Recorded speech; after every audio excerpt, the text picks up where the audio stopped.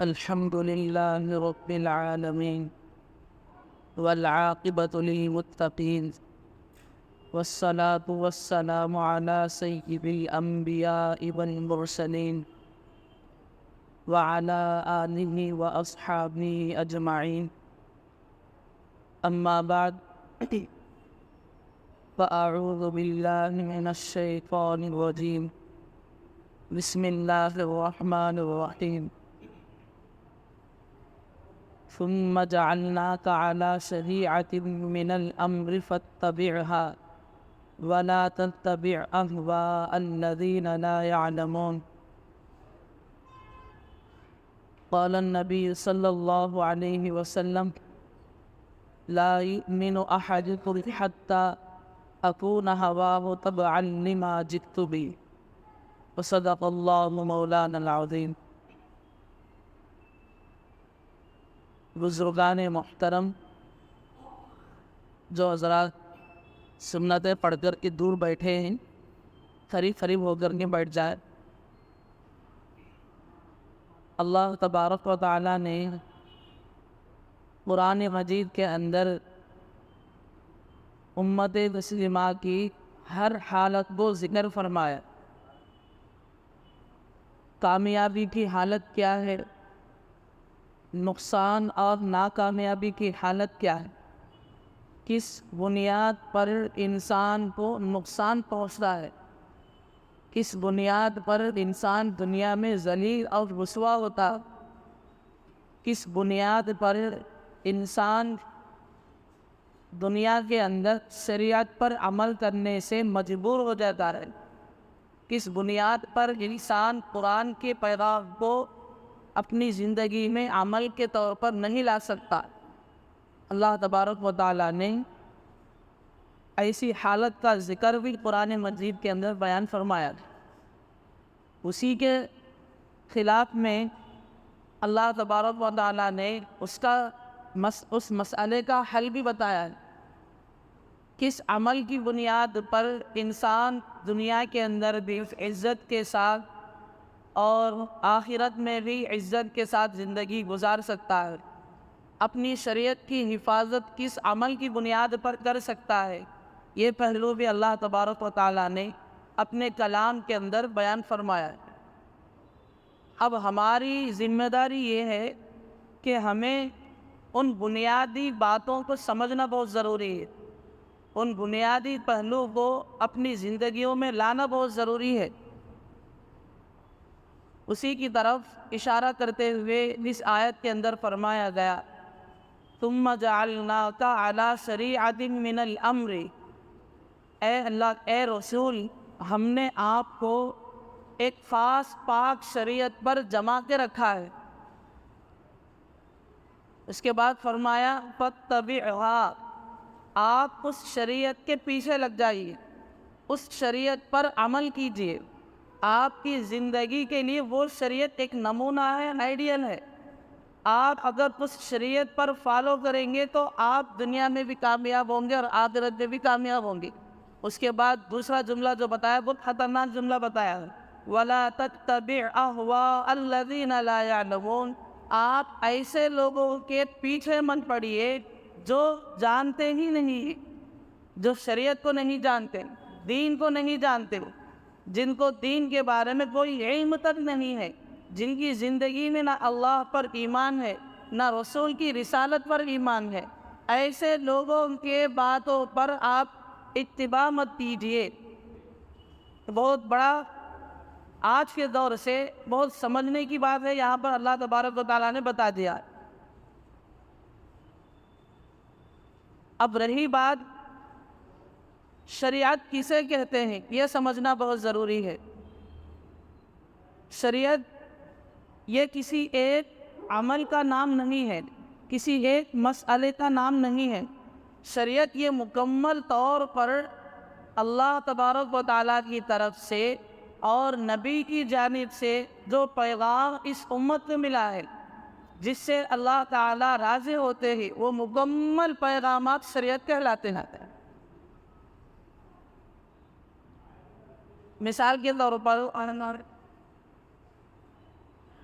دنیا کے اندر کاریگر حضرات بہت سی چیزوں کو بناتے ہیں، الیکٹرانک ہو یا دوسری کون سی بھی دھات کی ہو، ہر آدمی کچھ نہ کچھ اپنے کاریگری سے بناتے ہیں، چاہے مکان کی بھی تعمیر ہو۔ تو جو آدمی کاریگر ہوتا ہے، جو بناتا ہے، اس آدمی کو اس بنائی گئی چیز کی کمزوری کا بھی علم ہوتا ہے، اس کی طاقت کا بھی علم ہوتا ہے۔ مثال کے طور پر موبائل فون آج ہم زیادہ استعمال کرتے ہیں، جو آدمی موبائل فون بنا کر کے ہمارے سامنے پیش کیا ہے کاریگر، وہ آدمی اس موبائل فون کی کمزوری کو بھی پہچانتا ہے، اس کی طاقت کو بھی پہچانتا ہے، اور وہ کیا کرتا ہے، اس کی کمزوری اور طاقت کو دونوں کو بھی کتاب کی شکل میں لکھ کر کے فون کے ساتھ فری میں دے دیتا ہے۔ جب ہم فون خریدتے ہیں تو اس کے ساتھ کچھ پیپر بھی آتے ہیں اور نوٹس بھی آتی ہے، چھوٹی سی کتاب بھی آتی ہے، اس کو دینے کا مقصد ہی یہی ہے کہ آدمی اس کتاب کو دیکھ کر، اس کتاب کے اندر جو ہدایت دی گئی ہے کہ کتنی بھی رقم کا فون ہو، چھوٹی رقم کا فون ہو یا بڑی رقم کا بھی فون ہو، وہ اس کو کیسے استعمال کریں گے تو ہمارے پیسوں کی حفاظت ہو جائے گی۔ تو موبائل بنانے والا فون کی ہر ایک سہولت کو، ہر ایک چیز کو بنا کر کے پیش کرتا ہے، کیوں؟ اسے معلوم ہے کہ اس کی کمزوری یہ ہے، اس کی طاقت یہ ہے۔ تو اسی طرح اللہ تبارک و تعالیٰ نے اس پوری کائنات کو بنایا، پورے انسانوں کو پیدا کیا، جانوروں کو پیدا کیا، انسان کی ضرورت کے لیے جو چیز مناسب ہے ہر اس چیز کو بنایا۔ تو اللہ تبارک و تعالیٰ کو کیا اس بات کا علم نہیں ہے کہ ان کے لیے کون سے ہدایات فائدہ مند ہیں، کون سے ہدایات نقصان کے ہیں؟ کیا اللہ تبارک و تعالیٰ کو اس کا علم نہیں ہے؟ علم ہے، اسی لیے تو اللہ تبارک و تعالیٰ نے اس امت کی رہنمائی کے لیے ایک شریعت کو بھیجا ہے، ایک قانون کو بھیجا ہے، اسی کو انگریزی زبان میں لا کہتے ہیں۔ قانون، اگر انسان دنیا کے اندر جو اللہ تبارک و تعالیٰ نے قانون بتایا ہے، اس قانون کو اپنے لیے نمونہ بنا کر سامنے رکھ کر آدمی اس پر عمل کرتے ہوئے اپنی زندگی گزارے گا تو وہی آدمی کامیاب ہوگا۔ اب موبائل خریدنے کے بعد اسے پھینک کر استعمال کرتے گئے، پانی میں ڈبا کر نکالتے گئے، تو ایک ہی دن میں انسان کی پوری جو جمع پونجی سے لگایا ہوا پیسہ تھا وہ ختم ہو جائے گا، ویسٹ ہو جائے گا۔ اسی طرح اگر ہم دنیا کی زندگی کے اندر اللہ کے حکم کو اہمیت نہیں دیں گے، اللہ کے پیغام کو دل و جان سے نہیں لگائیں گے، اللہ کے پیغام کو نہیں سمجھیں گے، تو ہماری زندگی بھی جس طرح موبائل فون ضائع ہو گیا ہے، ہماری زندگی بھی ویسی بیکار ہو جائے گی۔ چنانچہ خود اسی قرآن کے اندر، اسی قانونی کتاب کے اندر، اسی لا والی کتاب کے اندر اللہ تبارک و تعالیٰ نے بات بیان فرمائی، ما اصاب من مصیبت فبما کسبت ایدی الناس، کہ دنیا کے اندر بندے پر جو بھی حالات آتے ہیں اس کی کارکردگی سے آتے ہیں۔ بندہ اگر اپنی زندگی کی حالت میں اللہ کو راضی کرنے والے اعمال کرے گا اور اپنی زندگی کو اللہ کے رضا کے مطابق لگا دے گا، اپنی زندگی کا ہر عمل اللہ اور اس کے رسول کے حکم کے مطابق، طریقے کے مطابق کرے گا، تو وہ آدمی جو ہے دنیا کے اندر بھی راحت پائے گا اور مرنے کے بعد بھی راحت پائے گا۔ لیکن جس انسان کی زندگی میں شریعت پر عمل نہیں ہے، شریعت کا علم نہیں ہے، اللہ پر ایمان نہیں ہے، ایسے آدمی کو اللہ تبارک و تعالیٰ ہمیشہ دنیا میں رسوا اور ذلیل کرتے رہتے ہیں۔ اب ہم اس آیت سے یہ جو قانون کی جو بات بتائی گئی ہے، جو اصولی جو بات بتائی گئی ہے، اس سے ہم اگر اپنی زندگی کا اندازہ لگائیں گے تو صاف بات سمجھ میں آ جائے گی۔ تو رہی بات شروع ہوئی تھی شریعت کسے کہتے ہیں، تو فرمایا گیا کہ اللہ اور اس کے رسول کے جو پیغام ہے وہی پیغام کو شریعت کہتے ہیں۔ خالی نماز پڑھنا یہ شریعت والا عمل نہیں ہے، یہی ایک عمل نہیں ہے۔ خالی کسی غریب کی مدد کر دینا یہی شریعت کا عمل نہیں ہے، بلکہ شریعت کا عمل نماز پڑھنا ہے، اس کے ساتھ اپنے ایمان کی حفاظت کرنا یہ بھی شریعت کا عمل ہے، اپنے اولاد کی ایمان کی حفاظت کرنا یہ بھی شریعت کا عمل ہے، اپنی قوم کے ایمان کی حفاظت کے لیے اپنی ذمہ داریاں نبھانا یہ بھی شریعت کا عمل ہے، زکوٰۃ وقت پر ادا کرنا یہ بھی شریعت کا عمل ہے۔ صرف بس نماز پڑھنے سے آدمی دنیا میں کامیاب نہیں ہوتا۔ قرآن مجید میں جو بات بتائی گئی کہ ان الصلاۃ تنہی عن الفحشاء والمنکر، کہ جب بندہ نمازی بن جائے گا تو اللہ تبارک و تعالیٰ نے قرآن مجید کے اندر فرمایا نماز ایک ایسی عبادت ہے کہ انسان کو بے حیائی سے روکتی ہے. لیکن آج ہم دیکھتے ہیں پہلی صف میں ہماری نماز ہوتی ہے لیکن ہمارے زندگی کے حالات بہت مختلف نظر آتے ہیں، اللہ کے اس فرمان کے بالکل خلاف نظر آتے ہیں. بس اس کا مطلب ہی یہی ہے کہ بس ایک چیز کو ہم شریعت مان کر کے عمل کریں گے تو ہر جگہ پریشان نظر آئے گی، ہماری کوئی عبادت مقبول نہیں ہوگی. ہم یہ سمجھنا ہے نماز کے بارے میں جو بات بتائی گئی، اس نماز کی قبولیت کے لیے ہمیں اپنا لباس دیکھنا ہوگا، ہمیں اپنا کیریکٹر دیکھنا ہوگا، ہمیں ہماری حلال کمائی کی طرف توجہ دیکھنا ہوگا، اور ہم شریعت کے کتنے احکام جو حالات حاضرہ کے حساب سے ایک مومن پر مسلمان پر ضروری ہے، کیا ہم اس میں حصہ لے کر کے وہ کام کر رہے ہیں. یہ پوری چیزوں کو اگر ہم نظر کریں گے تو جب ہماری نماز صحیح ہوگی. ہم بس خالی نماز پڑھ لیے اپنی زندگی میں خود مصروف ہو گئے تو یہ نماز ہمیں کوئی کسی عمل سے نہیں روکے، یہ تو خود غرضی کی چیز ہو گئی. اللہ تبارک و تعالیٰ اسے خود غرض لوگوں کی کوئی عبادت کو قبول نہیں کرتے، پسند نہیں فرماتے. بہت بڑا اہم رول ہوتا ہے کہ ہم شریعت پر عمل کرنا. تو اسی شریعت کا ایک حصہ جو ہے جس کو ایک تنظیم کے نام سے پارٹی کی شکل میں ایک بنیاد بنا کر کے ہماری اس شریعت کی حفاظت کر رہی ہے، اسے کہتے ہیں مسلم پرسنل لا. گزشتہ جمعہ بھی اس پر بات آئی تھی.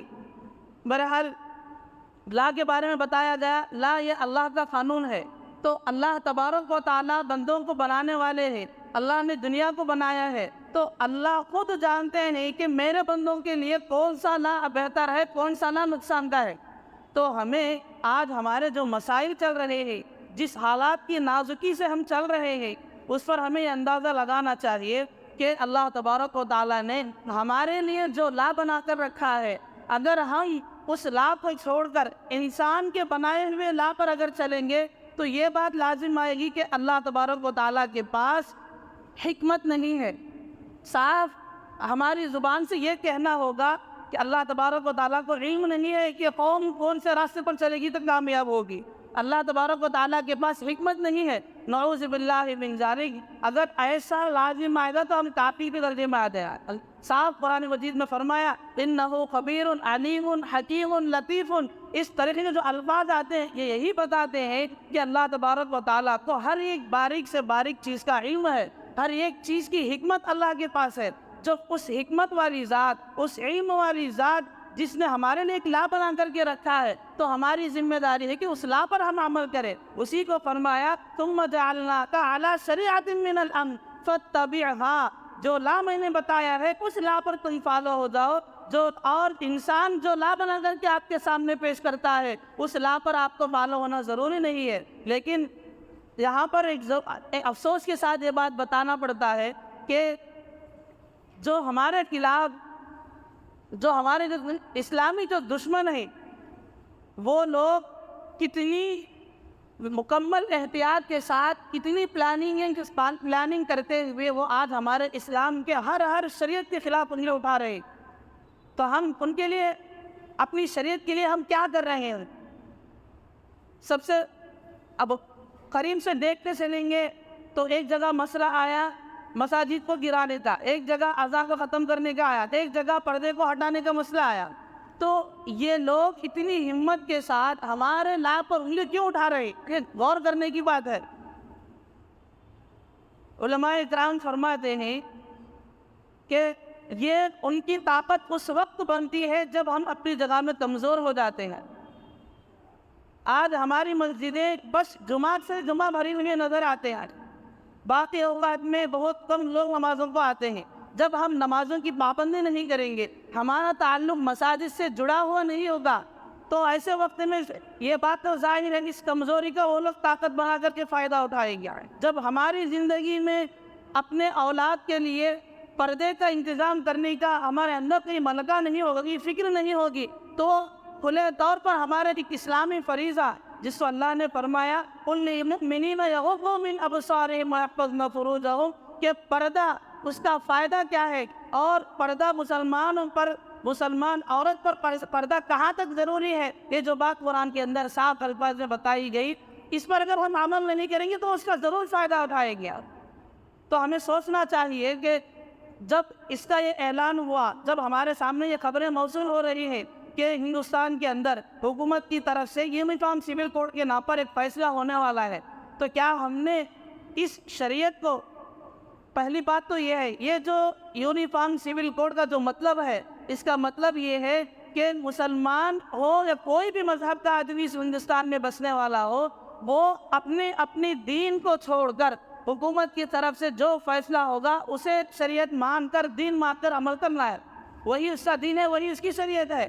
اب اپنے مذہب کو چھوڑ دینا ہے، یہ اس کا مطلب ہے۔ اگر اس نظریے سے دیکھیں گے تو ہماری شریعت تو بالکل ہمارے سے دور ہوتی جا رہی ہے، ختم ہوتی جا رہی ہے۔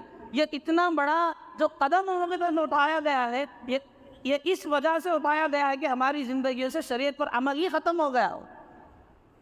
حال میں دیکھا گیا کہ فجر کے وقت میں ایک جم سینٹر میں نوجوانوں کی کثرت وہاں پر بہت زیادہ ہے۔ اگر وہی حال اگر مسجد میں ہم دیکھتے ہیں تو صرف ایک صف میں 10 8 20 30 آدمی سے علاوہ اس کے بعد کوئی نوجوان یہاں پر نظر نہیں آتے، لیکن اس سے زیادہ تعداد ہمارے نوجوانوں کی وہاں پر نظر آ رہی۔ تو شکایت کرنا مقصد نہیں ہے، اپنی جسم کی صحت کے لیے ہر ممکن کوشش کرنا یہ بھی ضروری ہے، لیکن جتنی اہمیت ہمارے پاس اپنے نفس کو خوش کرنے کے لیے ہے، وہی اہمیت ہمیں اللہ کے حکم پر بھی دینی چاہیے۔ اسے معلوم اگر وہ جم کرنے کے دوران اگر جسم سے روح نکل گئی، فجر کی نماز چھوڑ کر ہم وہاں پر جس درجے سے تیار ہو کر کے جاتے ہیں، اگر ہمارے جسم سے روح نکل گئی تو اللہ کے سامنے ہم کیا جواب دیں گے؟ فجر کی نماز چھوڑ کر کے تم اپنے نفس کی تیاری میں چلے ہوئے ہو، اس وقت میں اللہ کے سامنے کیا جواب دیں گے؟ اور 14 جون سے یہ مسئلہ چل رہا ہے کہ ہماری شریعت کی ہمیں حفاظت کرنا ہے، تو کتنے لوگ ایسے ہی جنہیں اس کے بارے میں علم ہونے کے بعد کیا انہوں نے کبھی 2 رکعت نماز پڑھ کر کے اللہ سے اپنی شریعت کی حفاظت کے لیے دعا مانگی ہے؟ دشمن کا مقابلہ کرنے کے لیے 2 چیزوں کا ہونا ضروری ہے، ایک جسمانی اعتبار سے پوری طرح تیار ہونا ہے، دوسرا علمی اعتبار سے پورا تیار ہونا ہے۔ علم ہوگا تو انسان اللہ کی طرف رجوع ہوگا، علم نہیں ہوگا تو انسان اللہ کی طرف رجوع نہیں ہوگا۔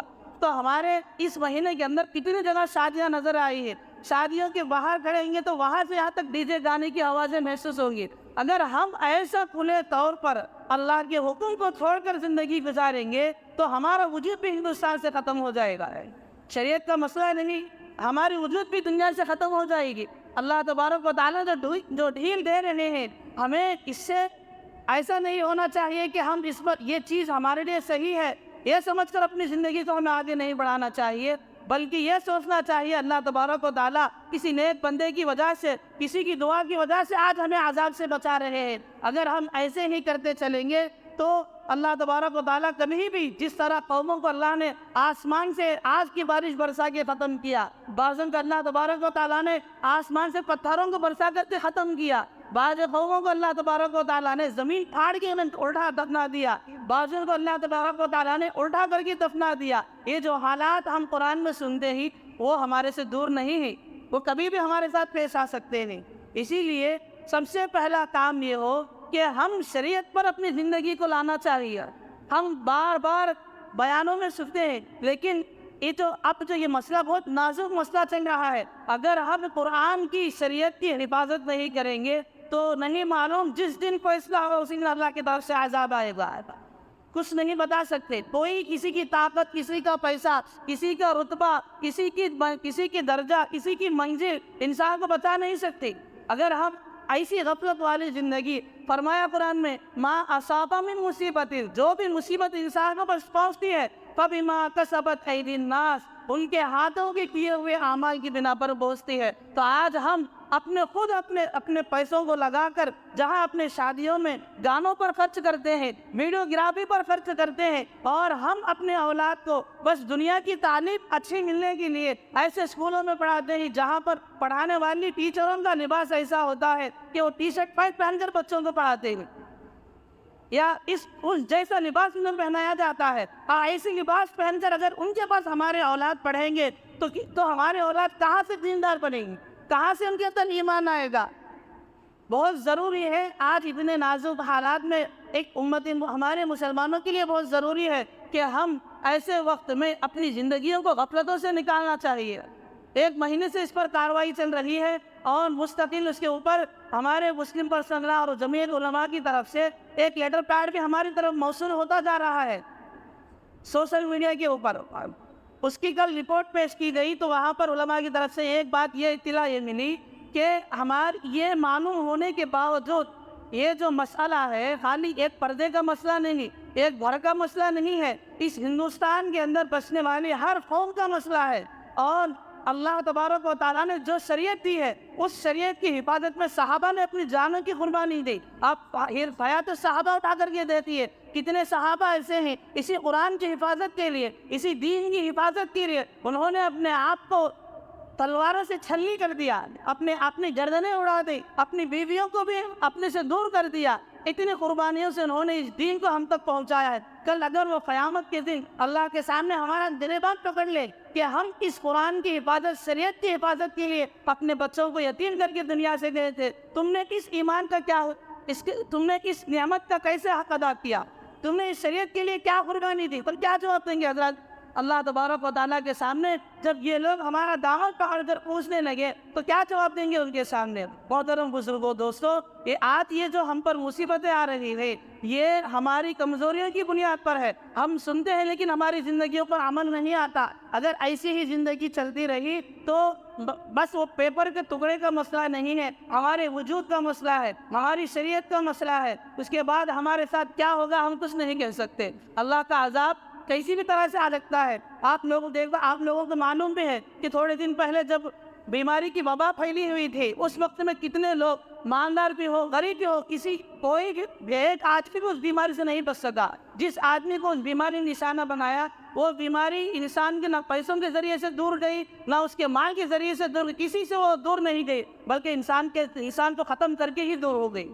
جب اللہ تبارک یہ دنیا، یہ مقام، یہ مرتبہ کچھ کام آنے والا نہیں ہے، بس کام آنے والی چیز ہے تو یہی شریعت ہے جس کی حفاظت ہمارے لیے بہت ضروری ہے. اگر آج ہم اپنی زندگی کو نہیں بدلیں گے، ایسے ہی ہماری زندگیاں چلتے رہیں گے تو ایسے وقت میں ان لوگوں کی طرف سے تو کیا اللہ کی طرف سے پہلے عذاب ہم پر آئے گا. ایک تو ہمارے اکابرین تو فرماتے نہیں یہ جو حالات نازک چل رہی ہے یہ تو عذاب کی ایک شکل ہے، اللہ کی طرف سے عذاب کی ایک شکل ہے. اسی لیے ہمیں اپنی زندگیوں کو بالکل طور پر بدلنا چاہیے. ہمیں سمجھنا چاہیے آج ہم اپنے گھروں میں شادیاں کر رہے ہیں، یہی سیزن چل رہا ہے. کیا کسی نے آج تک اس مہینے کے اندر جب ان کے سامنے یہ رپورٹ پیش کی گئی، جب انہیں اس کی اطلاع ملی گئی کہ آج ہماری شریعت کے اوپر ہاتھ پڑ رہا ہے، آج یہ آنے کی وجہ ہماری زندگی میں شریعت پر عمل نہ کرنا ہے، کوئی دن اگر ایسا سوچ کر اپنی شادیوں میں فضول خرچی سے اپنے آپ کو بچائے، کسی نے اپنی شادیوں کے اندر گانے کو روکا، ایسا تو ہوتا ہے کہ وہاں پر کھڑے ہو کر ناچنے کو دیکھنے کو ملتا ہے.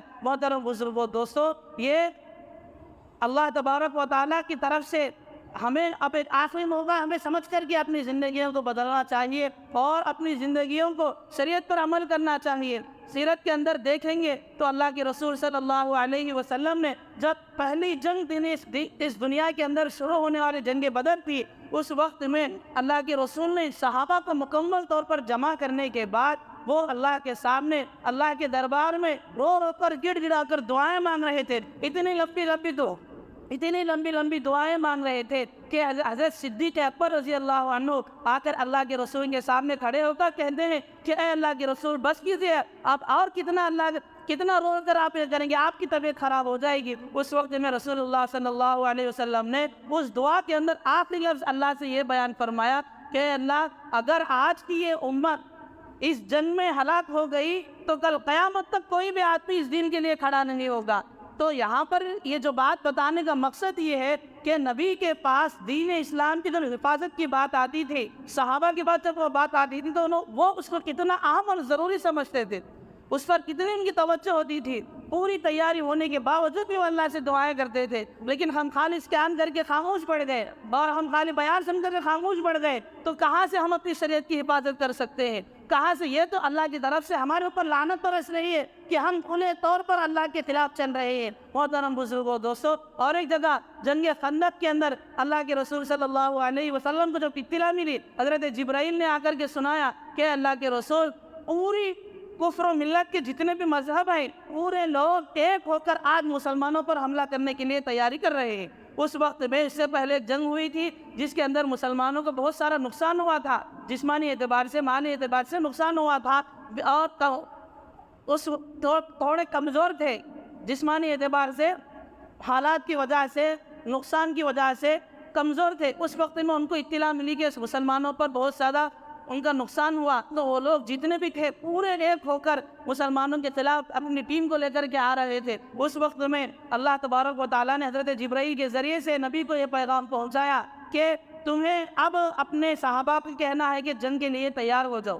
تو حضرت سلمان فارسی رضی اللہ عنہ کے مشورے پر اللہ کے رسول نے بالکل اپنے درمیان اپنے گور اطراف میں خندق کھودنے لگائی۔ خندق گڑھے کہتے ہیں، وہ اتنا اندر تک ہوتے ہیں جس کے ذریعے سے کچھ بھی اگر چیز پھینکی جائے تو وہ ہمارے قریب تک نہیں آئے گی، نیچے ہی گر جائے گی۔ جب خندق کھودنے لگائے اللہ کے رسول صلی اللہ علیہ وسلم، تو اس وقت میں اللہ کے رسول وہ پوری تیاری کرنے کے باوجود بھی وہ وہاں جہاں اللہ کی بات کے لیے چھوٹا سا کمرہ وغیرہ بنایا گیا تھا اس وقت کے حساب سے، وہاں بیٹھ کر وہ اللہ تبارک و تعالیٰ سے رو رو کر دعائیں کر رہے تھے کہ اے اللہ ہماری اس امت کی حفاظت فرمائی۔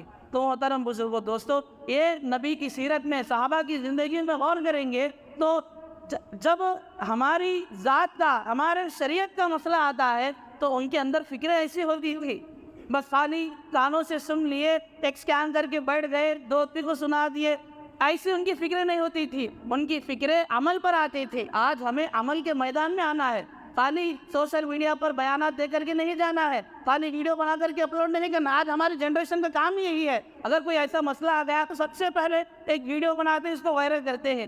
وائرل کرنا یہ الگ چیز، کرنے والوں کا کام کر لیتے ہیں، لیکن ہمارا کام یہ ہو کہ ہم عملی میدان میں ہو۔ ہمیں یہ سوچنا چاہیے کہ ہماری گھر کی عورتیں، چاہے بچی ہو بڑی ہو، وہ اپنے گھر سے بازاروں میں کس طریقے سے جا رہے ہیں، کیا وہ برقع پہن کر کے جا رہے ہیں، وہ اپنا کپڑا کیسے پہن رہے ہیں، ہمارے نوجوان بچوں کے کٹنگ وغیرہ، کپڑوں کا لباس کس طریقے سے ہے، کیا رسول اللہ کے طریقے کے مطابق ہے، ہمارے لڑکے لڑکیاں جس کے پاس تعلیم حاصل کر رہی وہ کیسے لوگ ہیں، دینی اعتبار سے، مذہب کے اعتبار سے، اخلاق کے اعتبار سے، کیریکٹر کے اعتبار سے وہ کیسے لوگ ہیں، اور ہماری شادیاں شریعت کے مطابق کیسے ہو رہی ہیں۔ آج اس کا نقصان کیا ہو رہا ہے؟ مال ہے تو مال خرچ کرنے کے لیے اللہ نے اس کی جگہ بھی بتائی ہے، فضول جگہ خرچ کر کے ہم اپنی بہادری بتاتے ہیں، حالانکہ محترم بزرگوں یہ مال کے ساتھ سراسر ظلم کرنا ہے۔ فرمایا انما اموالکم واولادکم فتنہ، مال آزمائش یہ ہے، امتحان یہ ہے کہ اس مال کو اللہ کی خوشی میں خرچ کرنا، یہ امتحان میں کامیابی کی علامت ہے۔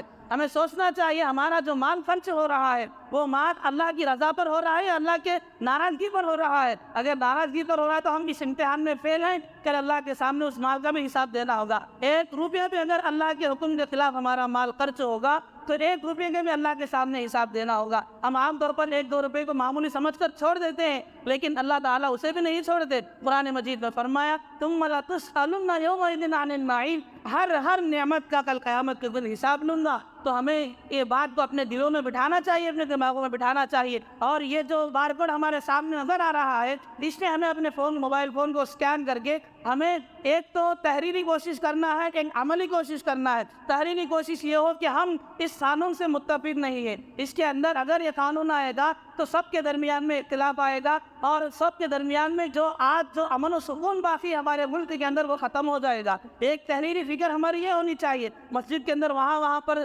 لگا دیا گیا ہے، اور نماز کے بعد ہمارے چند احباب وہاں پر کھڑے ہو کر کسی کو نہیں آئے گا تو اس کی رہبری بھی کرنے کے لیے تیار ہیں۔ تو ہم یہاں پر جتنے لوگ نماز پڑھنے والے ہیں، اگر یہ لوگ اس میں کامیاب یہ پہلے کر دیے نہیں تو بہت اچھی بات ہے، ان کو مبارکباد ہے۔ جو حضرات ابھی تک اس پر عمل نہیں کیے، آج رات 12 بجے تک یہ مکمل حکومت کے سامنے پیش ہونے والا ہے، اور بہت کم میجارٹی سے ہماری رپورٹ پیش کی گئی ہے۔ جتنی زیادہ میجارٹی وہاں پر آئی ہے وہ ہمارے خلاف باتوں کی آئی ہے، اور اتنی لاپرواہی اللہ ہماری حفاظت فرمائے۔ 1 مہینے سے ہمارے سامنے بات چل رہی ہے، پھر بھی ایسے حالات سے ہمیں دیکھنا پڑ رہا ہے، یہ ہماری بہت کمزوری کی علامت ہے۔ اسی لیے محترم بزرگوں دوستو، ایک عملی میدان ہے، ایک علماء کی نگرانی سے جو ہمیں عمل بتایا جائے گا وہ کام کرنا ہی ہمارے لیے بہت ضروری ہے، ورنہ ہمارا وجود کا مسئلہ ہے اور ہماری شریعت بھی ختم ہو جائے گی۔ اللہ تبارک و تعالیٰ ہمیں کل قیامت کے دن اس کے بہانے ہماری پوچھ نہ کرے، یہ ہمیں اللہ سے ہمیشہ دعا کرتے رہنا چاہیے۔ اللہ تبارک و تعالیٰ ہمیں عمل کرنے کی توفیق نصیب فرمائے، اور جو حضرات سنتیں نہیں پڑھے سنتوں سے فارغ ہو جائے۔